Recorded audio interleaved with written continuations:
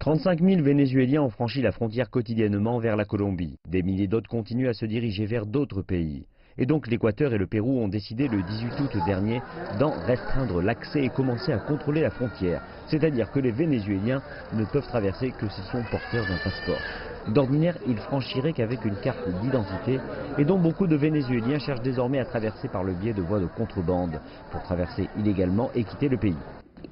Ce n'est pas que nous voulons partir, mais nous sommes ici car nous n'avons pas d'autre choix, car nous mourrons là-bas au Venezuela. À quoi cela sert-il d'envoyer de l'argent au Venezuela si l'on ne peut rien obtenir? Et le prix des choses demain sera le double de ce qu'il est aujourd'hui. Ce n'est pas une vie, il n'y avait pas de médicaments, pas de transport public. Le directeur des migrations, Christian Kruger, en Colombie, organise une réunion entre le Pérou, la Colombie et l'Équateur pour discuter de cette crise. Il dit qu'il s'agit de quelque chose sur lequel tous doivent travailler, et pas uniquement l'Équateur et la Colombie.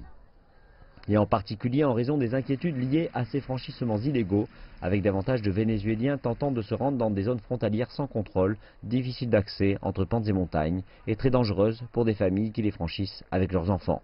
Et donc le directeur Christian Kruger dit que cette question doit être discutée par ces pays lundi et mardi prochain.